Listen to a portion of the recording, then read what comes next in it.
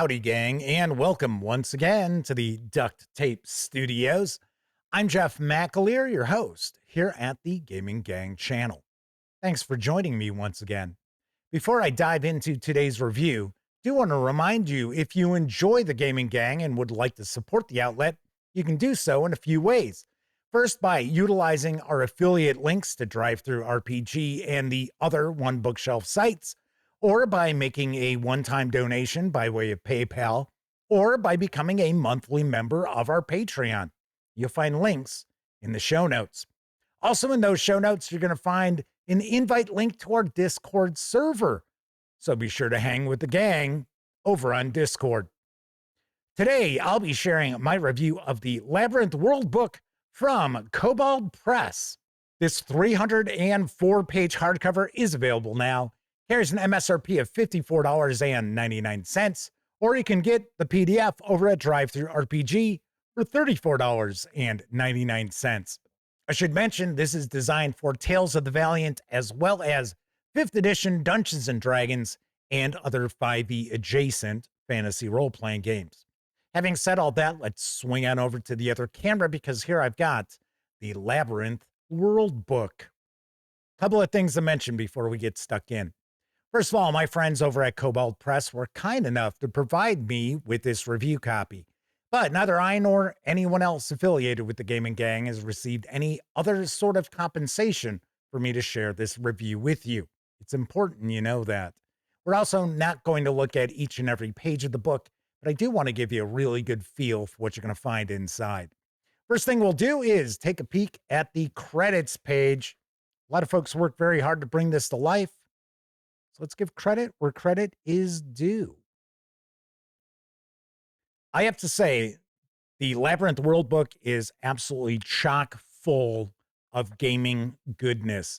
If you're not familiar with the concept of the Labyrinth from Kobold Press, it is a campaign overlay. I'll get into that a little bit more in a few moments. And what it is designed to bring various different worlds together. So you can utilize various different campaign settings if you'd like. And this does connect different worlds. They are on the material plane, but that's not to say that you can't utilize the Labyrinth to tie together other planes of existence. But default is all of these worlds are on the material plane.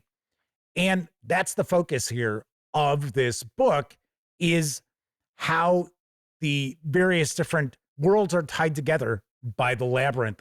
Something that's really interesting is when player characters travel the labyrinth to these various different worlds, it's going to look differently. So it might look like an actual labyrinth, or it may look like a maze of vegetation, or they could be sailing on the astral sea. There are all these different options with the labyrinth itself. And the labyrinth is a place. This isn't just one portal to another portal that the player characters are traveling through. The labyrinth exists as its own place. So there are monsters that reside within the labyrinth. There are factions who vie for power within the labyrinth. The labyrinth is also on the edge of the void. So you have to worry about the various different void beings getting into the labyrinth. Now, as I mentioned, this is a campaign overlay. So anything you want to use is great. Anything maybe you don't want to use is also great. So you're not locked into having to utilize everything that's here in this world book in your campaigns. You can also use the Labyrinth Worldbook to tie together, say, the default setting of Kobold Press, the world of Midgard, with Nawan or Melnibone and the Young Kingdoms, or Narnia, or all of them. You want to connect to Greyhawk? You certainly can. If you want to connect to Faerun, you certainly can. I like that a lot. Plus, I also like the fact that this does feel relatively modular. So if there are things that you really like about the Labyrinth Worldbook, by all means, utilize them. And if certain things just don't float your boat, say maybe there's a faction or two, you're like, yeah, you don't have to utilize them and nothing feels wrong afterwards.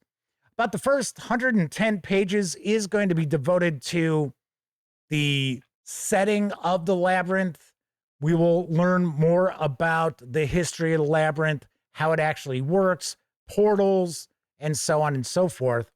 Then we'll move into player-facing information, because this is not just a gazetteer. This is a source book with loads and loads of new content for Tales of the Valiant. So each of the classes will have at least one new subclass to utilize.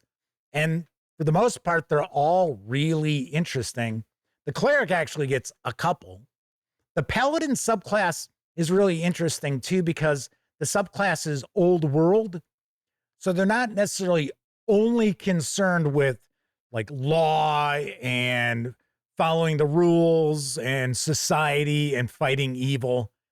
It's actually more of a kind of like a paladin druid, because they're more interested in balance.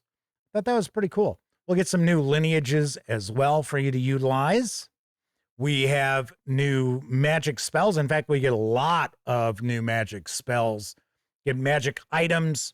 The spell list, I'll get to it in just a second. You'll see here are the arcane spells, the rituals, primordial spells, wild magic. I mean, there's a lot of new spells and rituals in this book. We'll also move into some new monsters. We'll have a bestiary section that's going to give us some information about utilizing like a monster template. And then we will get stat blocks for specific creatures, as well as some important NPCs. We even have info about the deities of the labyrinth and the various different pantheons. Like I said, this book is just absolutely packed with gaming content. This isn't just a book full of fluff by any stretch. Then we're going to wrap up. We've got some appendices. And one of the things I really like Kobold Press doing with many of their books is they'll toss in these encounter tables, depending on location or terrain or what have you. And I got to say, these encounters, they've got a lot to them. And they make for perfect inspiration for game masters and dungeon masters out there. So we'll wrap up. We've got a few ads, and that is a peek inside the Labyrinth Worldbook. Will mention I did a live first look on the Gaming Gang Dispatch. If you want to get a closer peek at a lot more content in this book, you might want to give that video a watch. All right. So once again, the Labyrinth Worldbook is from Kobold Press. It's available now. Carries an MSRP of $54.99. Or you can grab just the PDF over at DriveThruRPG for $34.99. Swing on over to the other camera so I can share some final thoughts as well as my review score. Gotta say, I'm very impressed by the Labyrinth Worldbook. Now, there is a Labyrinth Adventure book. I will have my review of that in about a week and a half or so. So keep your eyes peeled. I have taken a first look at the adventure book.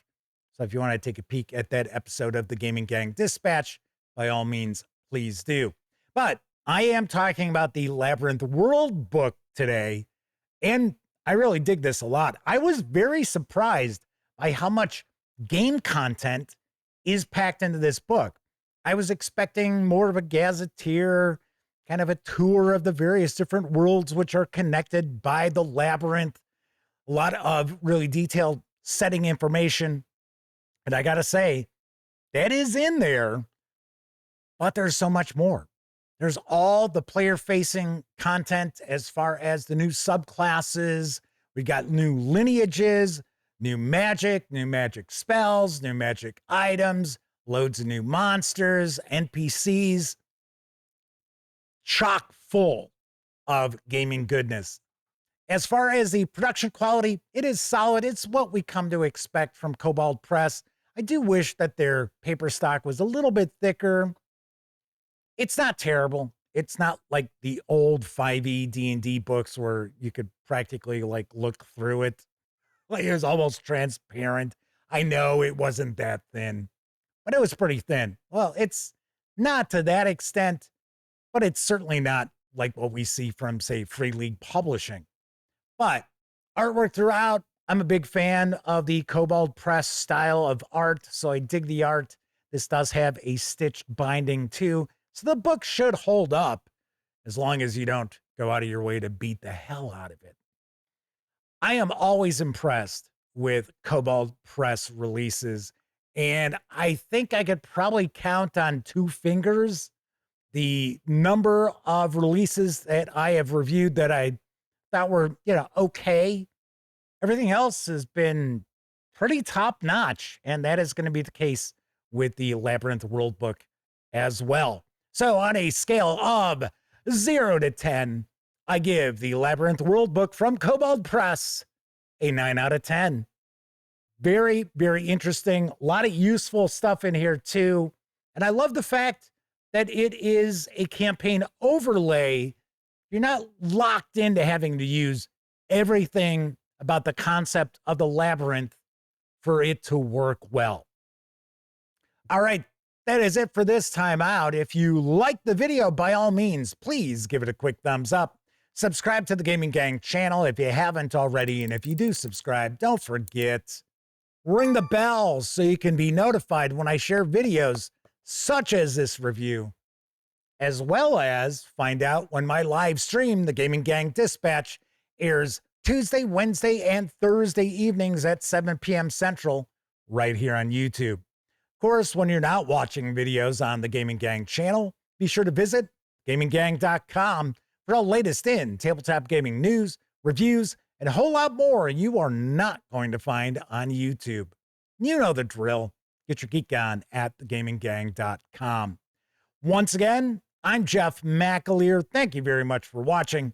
And until I see you next time, I certainly hope all of you get to enjoy plenty of great gaming with your gang.